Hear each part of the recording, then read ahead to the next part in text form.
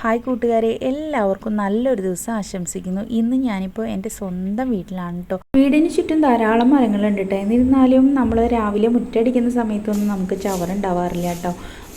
വൈകുന്നേരങ്ങളിൽ അടിച്ചിടുന്നത് കൊണ്ട് തന്നെ രാവിലെ അടിച്ചു വരുന്ന സമയത്ത് കാര്യമായിട്ട് ചവറൊന്നും ഉണ്ടാവാറില്ല കേട്ടോ. കുട്ടികളെല്ലാവരും ഉള്ള കാരണം കൊണ്ടൊന്ന് ചായക്ക് എന്താ ഉണ്ടാക്കേണ്ടതെന്ന് വിചാരിച്ചാൽ നൂലപ്പം ഉണ്ടാക്കാമെന്ന് വിചാരിച്ചു. കാരണം അവർ അങ്ങനത്തെയൊക്കെയാണ് കഴിക്കുകയുള്ളൂ. അതുകൊണ്ട് ഒന്ന് നൂലപ്പം ഉണ്ടാക്കി കൊടുക്കാമെന്ന് കരുതി. ചേച്ചിയും പിള്ളേരൊക്കെ പിന്നെ ഇവിടെ ഉണ്ട്. അമ്മയ്ക്ക് ഞങ്ങളൊക്കെ വരുമ്പോഴാണല്ലോ വിഷു ഉള്ളത്. അപ്പോൾ പിന്നെ എല്ലാവരും ഒന്നിച്ച് കൂടി. ചേച്ചി വന്നു കഴിഞ്ഞാൽ പിന്നെ എല്ലാ പണിയും ചേച്ചി തന്നെ എടുക്കാറ് കേട്ടോ. അപ്പോൾ പിന്നെ അമ്മോട് റെസ്റ്റ് എടുത്തോളാൻ പറഞ്ഞാൽ അമ്മ ഒരിക്കലിരുത്തിക്കോളും. പക്ഷേ ഞാനുണ്ടായിട്ട് കാര്യമൊന്നുമില്ലയെന്ന് എപ്പോഴും ഇവർ പറയും. ഞാൻ പ്രത്യേകിച്ച് പണിയൊന്നും ചെയ്ത് കൊടുക്കില്ല എന്ന്. പണിയെടുക്കാൻ എനിക്ക് മടിയൊന്നുമില്ല കേട്ടോ. പക്ഷേ എന്നിരുന്നാലും എൻ്റെ വീട്ടിൽ വന്നു കഴിഞ്ഞാൽ കുറച്ച് മടിയുണ്ട്. ഇപ്പോൾ തേങ്ങ പൊളിക്കാൻ അവർ പറഞ്ഞപ്പോൾ പോയി തേങ്ങ പൊളിക്കുകയാണ് കേട്ടോ. ഇപ്പോൾ അമ്മയ്ക്ക് വയ്യാത്ത കാരണം കൊണ്ട് തന്നെ വീട്ടിലെ പണികളൊക്കെ ഞാൻ എടുത്തു കൊടുക്കാറുണ്ട് കേട്ടോ. തേങ്ങ പൊളിച്ച് കഴിഞ്ഞ വശം തന്നെ ഞാനത് ചെരുകി കൊടുക്കാനായിട്ട് ഇരുന്നു. പിന്നെ അത് വേഗം ചെരുകി കൊടുത്തുട്ടോ. ഒരു 1.5 മുറി തേങ്ങയാണ് കേട്ടോ ഇതിനായിട്ട് എടുത്തത്. ഇത് നമ്മളിപ്പോൾ വിഷുക്കട്ട ഉണ്ടാക്കാമെന്ന് വിചാരിച്ചിട്ടാണ് കേട്ടോ അതിലേക്ക് തേങ്ങ ചെരുകിയത്. വിഷുക്കട്ട ഉണ്ടാക്കാനായിട്ട് ഇന്നാൾ നമ്മൾ അരി കുറച്ചുണ്ടാക്കിയിട്ട് ബാക്കി ഉണ്ടായിരുന്നു. അപ്പോൾ ആ അരി അവിടെ മാറ്റി വെച്ചിട്ടുണ്ടായിരുന്നു. അത് ഇനി നമ്മളിപ്പോൾ എല്ലാവരും കൂടി ഉള്ള സമയത്താകുമ്പോൾ ഉണ്ടാക്കിയാൽ കഴിച്ചു പോവുമല്ലോ. അതുകൊണ്ട് വേഗം ഉണ്ടാക്കാമെന്ന് വിചാരിച്ചു കേട്ടോ.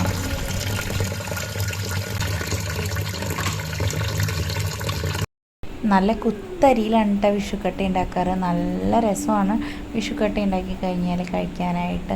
ഇതൊന്നും ഞാൻ കഴിച്ചിരുന്നില്ല കേട്ടോ. ഒരുപാട് വർഷക്കാലം എൻ്റെ കുട്ടിക്കാലത്തൊന്നും ഞാൻ വിഷുക്കട്ട കഴിച്ചിട്ട് പോലുമില്ല കേട്ടോ. ഞാൻ കഴിച്ചു നോക്കാൻ, എനിക്ക് പൊതുവേ കഴിച്ചു നോക്കാത്ത എന്ത് സാധനമാണെങ്കിലും കഴിച്ചു നോക്കാൻ എനിക്ക് ഇഷ്ടമേയില്ല. അതുകൊണ്ട് ഞാൻ കഴിച്ചു നോക്കിയിട്ടേ ഇല്ല കേട്ടോ.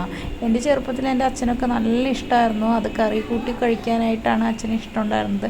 അങ്ങനെ കഴിച്ചിരുന്നത്. പക്ഷെ ഞാൻ ഇതുവരെ കഴിച്ചു നോക്കിയിട്ടുണ്ടായിരുന്നില്ല. എന്നിരുന്നാലും കഴിഞ്ഞ വർഷമാണ് ഞാൻ ഒന്ന് കഴിച്ച് നോക്കിയത്. അന്നാണ് എനിക്കിതിൻ്റെ ടേസ്റ്റ് എന്താണെന്ന് അറിഞ്ഞത്. നല്ല ഇഷ്ടമായി. അതിന് ശേഷമാണ് ഞാനിപ്പോൾ വിഷു ആകുമ്പോൾ വിഷുക്കട്ട നിർബന്ധം പോലെ എനിക്കും ഇഷ്ടം തോന്നി തുടങ്ങിയത്. അതുവരയ്ക്കും ഞാനിത് ഉണ്ടാക്കിയിട്ടുമില്ല, ഞാൻ കഴിച്ചിട്ടുമില്ല. എൻ്റെ വീട്ടിൽ എല്ലാവരും ഇത് ഇഷ്ടമാണ്. ചേച്ചി ആയാലും എല്ലാവരും ആയാലും ഇത് വയ്ക്കും, ഇത് കഴിക്കുകയും ചെയ്യും. ഞാൻ ഇതുവരെ ട്രൈ ചെയ്ത് നോക്കിയിട്ടില്ല. ഞാൻ ഇതുവരെ വെച്ചിട്ടും തന്നെ ഇല്ല. ഫസ്റ്റ് തേങ്ങാപ്പാൽ നമ്മൾ മാറ്റി വയ്ക്കും കേട്ടോ. അതിൽ സെക്കൻഡ് തേങ്ങാപ്പാലിലാണ് നമ്മൾ ഉണ്ടാക്കുന്നത്. അരമണിക്കൂർ കുതിർത്തി വെച്ചിട്ടുള്ള കുത്തരി എടുത്തിട്ട് നമ്മൾ നല്ല പോലെ കഴുകിയതിന് ശേഷം ഈ നമ്മൾ സെക്കൻഡ് തേങ്ങാപ്പാലിലേക്ക് ഇട്ട് കൊടുക്കുക. അതിലേക്ക് നമ്മൾ ഉപ്പും നല്ല ജീരകവും കൂടിയിട്ട് ചേർത്തിട്ട് നല്ല പോലെ ഇളക്കി കൊടുക്കുക.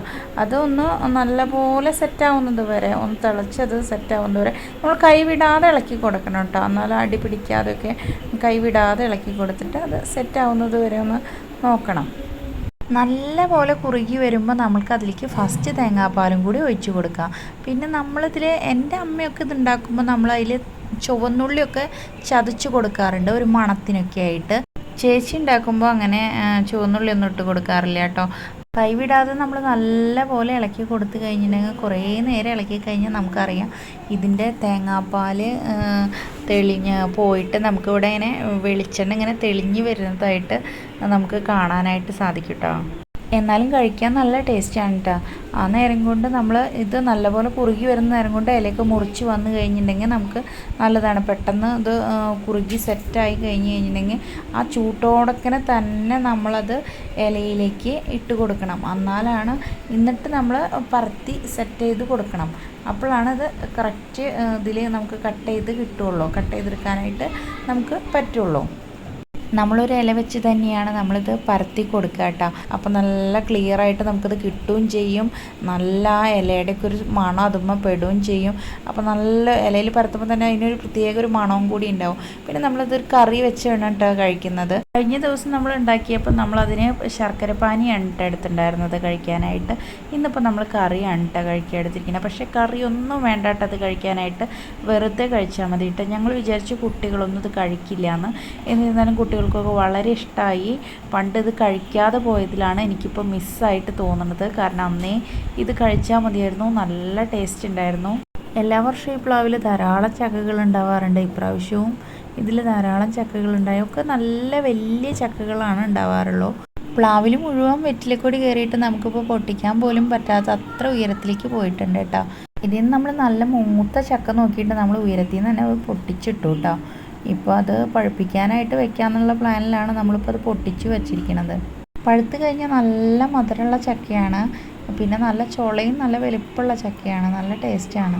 കാന്താരിമുളക് ഇപ്പം നമ്മൾ ഒരു ചമ്മന്തി പൊടിച്ചാലോ വിചാരിച്ചിട്ട് പൊട്ടിച്ചിട്ടുണ്ട് കേട്ടോ. നല്ല ടേസ്റ്റാണല്ലോ കാന്താരിമുളക് ചമ്മന്തി പൊടിച്ചാൽ.